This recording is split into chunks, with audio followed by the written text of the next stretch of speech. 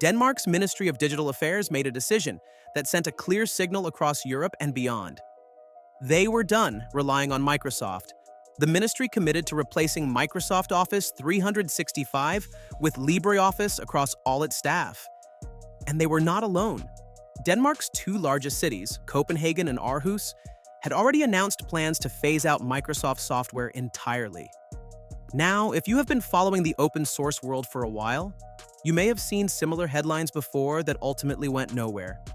Government agencies announced migrations, they hit technical problems or political resistance, and quietly returned to the status quo. Munich did exactly that in 2017 after a decade-long Linux project was reversed. So the fair question is this time different? And if so, why now? When the news broke in June 2025, several major technology outlets, including Windows Central, reported that Denmark's Ministry of Digital Affairs was going fully Linux, replacing Windows entirely and switching everything to open-source alternatives. That story spread quickly. Then the original Danish newspaper, Politiken, issued a correction. There had been, in their words, a misunderstanding with the ministry. Windows would remain in use on many devices for now. What was firmly confirmed and actively underway was the replacement of Microsoft Office 365 with LibreOffice. So, what is happening? Denmark's Minister for Digitalization, Caroline Stage Olsen, confirmed in an interview with Politiken and in a widely shared LinkedIn post that roughly half of the ministry's staff would begin using LibreOffice during the summer months of 2025, with the full transition to open-source software expected to be complete by autumn. She was clear about the motivation. In her own words, "We must never make ourselves so dependent on so few that we can no longer act freely." Too much public digital infrastructure is currently tied up with very few foreign suppliers. This makes us vulnerable. Also financially, the transition is being run in two phases. Staff began switching to LibreOffice between June and August. The remaining employees were expected to complete the move between September and November. And the ministry has been transparent about having a contingency plan. As Stage Olsen put it, if phasing out proves to be too complicated, we can revert back to Microsoft in an instant. That contingency clause is important. It is not a sign of weak commitment, it is a sign of responsible planning. Running a government ministry is not an experiment you can afford to get wrong. LibreOffice, for those who have not used it, is a free and open-source office suite developed by the Document Foundation, a non-profit organization headquartered in Berlin. It includes word processing, spreadsheets, presentations, and more. It runs on Windows, Mac OS, and Linux, and is already the default Office software on many Linux-based systems. It is also fully compatible with Microsoft's file formats, which matters enormously for day-to-day government operations. Alongside the Office replacement, the ministry is also planning to move its email and calendar functions away from Microsoft tools and toward open-source alternatives. The full-stack transition will take time, but the direction has been set. The ministry did not make this decision in isolation.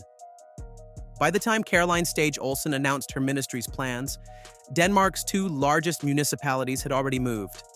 Copenhagen, Denmark's capital and its largest employer, with more than 40,000 city employees, announced plans to phase out Microsoft products entirely.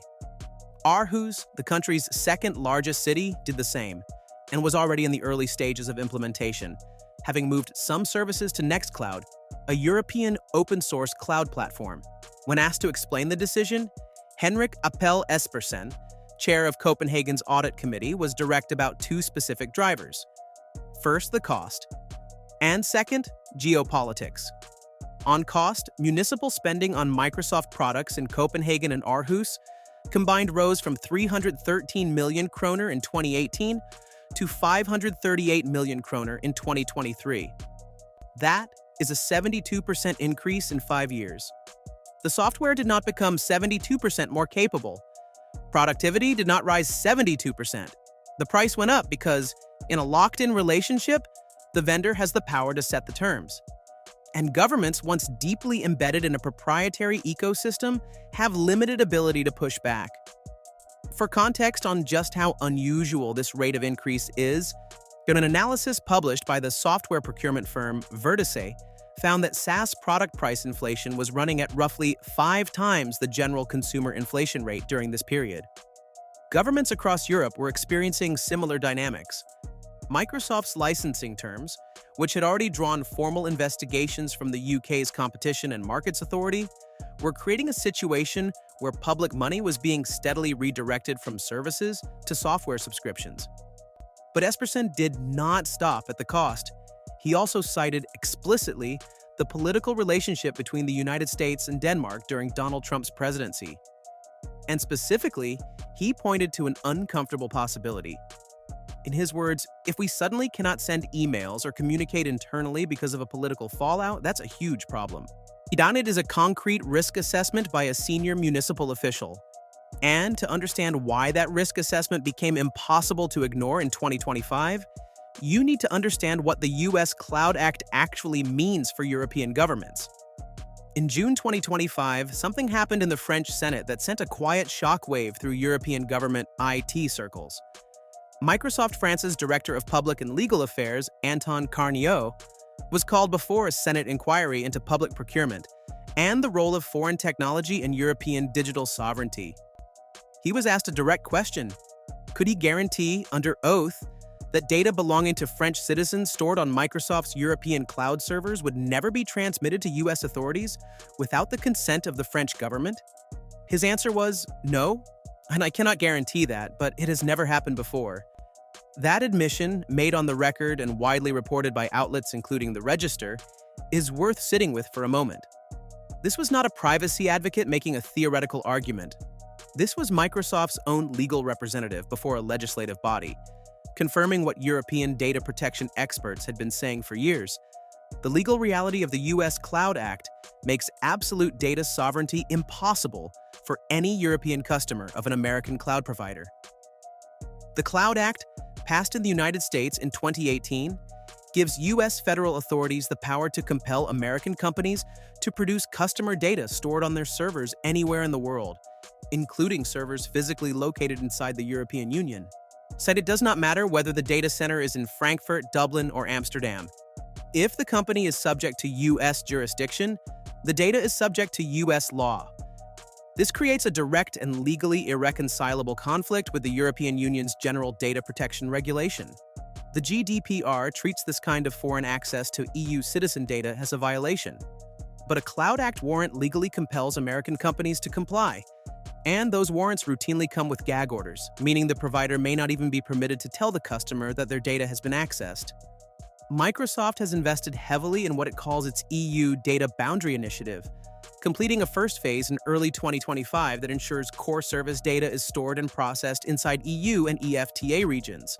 And in April 2025, Microsoft President Brad Smith published what the company called 5 European Digital Commitments, affirming that Microsoft understood its business in Europe depended on trust. None of this changes the underlying legal reality. As long as Microsoft is a US company subject to US federal law, no contractual commitment, no sovereign branding, and no EU data center can provide an absolute guarantee that European government data cannot be accessed by US authorities under the Cloud Act. That is not a criticism of Microsoft specifically. It applies equally to any American cloud provider operating in Europe, including Amazon Web Services and Google. And European governments have been doing the political risk calculation. What does it mean to run public infrastructure on software governed by laws you did not write and cannot change? One incident in particular crystallized that question. The International Criminal Court based in The Hague in the Netherlands found that its chief prosecutor, Karim Khan, was temporarily locked out of his Microsoft Outlook email account. The circumstances were disputed. Microsoft President Brad Smith denied the company had canceled Khan's account, while a Microsoft representative acknowledged the account had been disconnected. But the incident, which occurred in the context of US executive orders placing sanctions on ICC personnel, was a visible reminder that access to the basic digital tools of a government institution could be affected by decisions made in a foreign capital. By November 2025, the ICC had announced it was replacing its Microsoft Office software with OpenDesk, a European open-source alternative. And to understand whether Denmark's approach is realistic, it helps to look at what is happening just across the border. The German state of Schleswig-Holstein, a region of roughly 2.9 million people in northern Germany, has been executing one of the most closely watched government Linux migrations in the world. And by late 2025, the results were becoming concrete. Schleswig-Holstein announced in April 2024 that it would migrate 30,000 government workstations from Microsoft Windows and Microsoft Office to Linux and LibreOffice. The goal was to become what their digitalization minister, Dirk Schroeder, called a digitally sovereign IT workplace. Schroeder's public summary of the ambition was blunt: "We're done with Teams." By December 2025, Schroeder's office released a progress update. Almost 80% of workplaces across the state government, excluding the tax administration, had completed the switch to LibreOffice. Microsoft Office and Outlook had been uninstalled. The remaining 20% of machines, primarily those tied to specialized applications with technical dependencies on Microsoft formats, were still in progress, with a one-time investment of €9 million planned for 2026 to complete the migration and further develop open-source tooling. The financial case was equally stark. Schleswig-Holstein's government announced it would save more than €15 million in licensing costs in 2026 alone, money the state had previously paid to Microsoft every year for Office 365, Windows, and related tools. In October 2025, the state also completed a major milestone in its email migration. More than 40,000 mailboxes containing over 100 million emails and calendar entries were moved from Microsoft Exchange and Outlook to Open Exchange and Mozilla Thunderbird. The migration affected approximately 30,000 employees across the state chancellery, ministries, judiciary, and state police. The transition was not without friction. Schroeder publicly acknowledged problems in a letter to state employees, apologizing for stressful periods and operational disruptions. This is important. Even a well-resourced, carefully planned migration at this scale involves real disruption.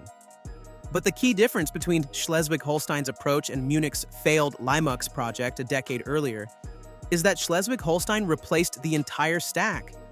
Not just the Office suite, but email, cloud collaboration, and directory services, rather than running a hybrid environment indefinitely. That approach eliminates the constant compatibility friction that undermined earlier migrations. Before any government Linux migration story can be told honestly, Munich has to be addressed. Because Munich is the case every critic of these projects points to, and they are right to do so.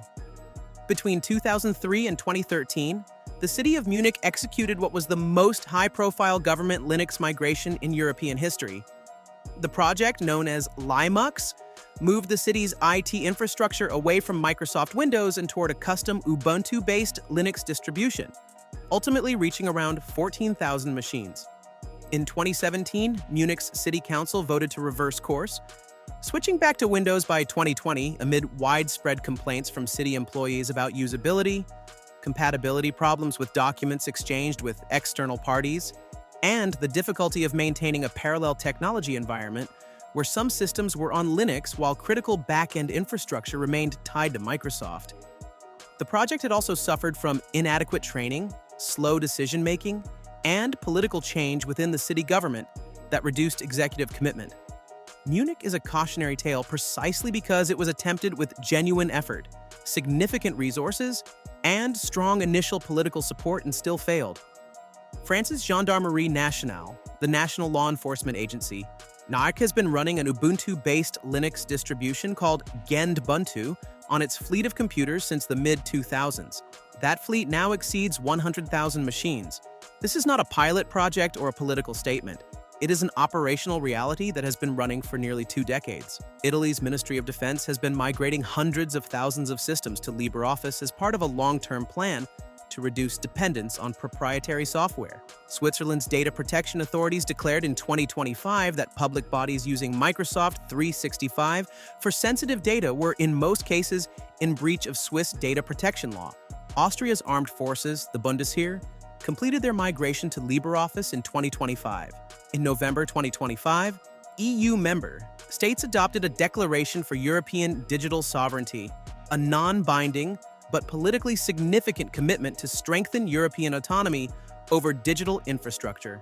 And at a more institutional level, The European Data Protection Supervisor had already found in a formal decision that the European Commission's own use of Microsoft 365 violated EU data protection rules.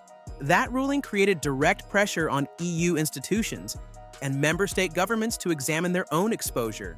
What this adds up to is a converging set of legal, financial, and geopolitical pressures that is forcing practical decisions at the level of budgets, legal compliance, and national security planning.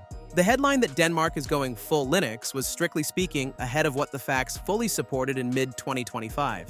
But Windows remained on many government devices.